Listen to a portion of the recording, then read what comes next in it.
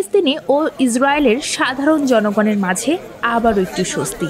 মুক্তি পেয়েছে ৩ ইসরায়েলি জিম্মি ও ৩৬৯ জন ফিলিস্তিনি বাহিনী। যুদ্ধবিরতি চুক্তি ভেস্তেই যাচ্ছিল। হামাস জিম্মি মুক্তি স্থগিত করায় যুদ্ধবিরতি চুক্তি বাতিলের হুমকি দিয়েছিল ইসরায়েল।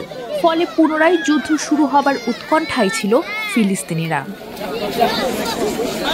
১৫ ফেব্রুয়ারি প্রথম পর্বের যুদ্ধবিরতির ষষ্ঠ ধাপের বন্দি বিনিময় হলো এবার। ৩ ইসরায়েলি জিম্মিকে মুক্তি দিয়েছে হামাস। তারা হলেন আলেকজান্ডার ট্রুফানোভ, সাগুই ডেকেলচেন এবং ইয়াহির হর্ন। বিনিময়ে ইসরায়েলি কারাগার থেকে ৩৬৯ ফিলিস্তিনিকে মুক্তি দেওয়া হচ্ছে।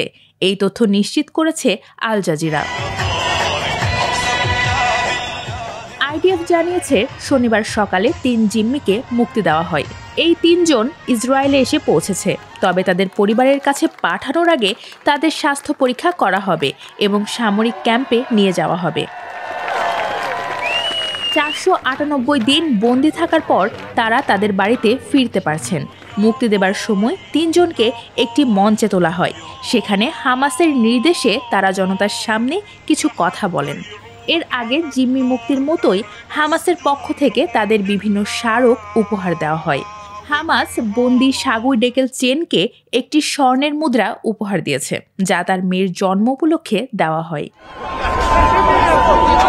এদিকে ইসরায়েল যে ৩৬৯ ফিলিস্তিনি বন্দীকে মুক্তি দেবে, তাদের মুক্তির প্রক্রিয়া শুরু হয়েছে। এরই মধ্যে অনেকে মুক্তি পেয়েও গেছেন। হামাসের বন্দি বিষয়ক মিডিয়া অফিস জানিয়েছে, মুক্তিপ্রাপ্তদের মধ্যে ৩৬ জন যাবজ্জীবন কারাদণ্ডপ্রাপ্ত। বাকি ৩৩৩ জন বন্দী মূলত ৭ অক্টোবরের হামলার পর গাজা থেকে আটক হয়েছিলেন। এর আগে হামাসের পক্ষ থেকে জিম্মিদের মুক্তি না দেওয়ার ঘোষণা দেওয়া হয়। হামাসের অভিযোগ ছিল যুদ্ধবিরতি চুক্তির শর্ত ভেঙেছে ইসরায়েল। গাজায় ত্রাণবাহী ট্রাক ঢুকতে বাধা দেওয়ার অভিযোগ আনে তারা। এর প্রতিক্রিয়ায় আবারও যুদ্ধ শুরুর হুমকি দেয় ইসরায়েল।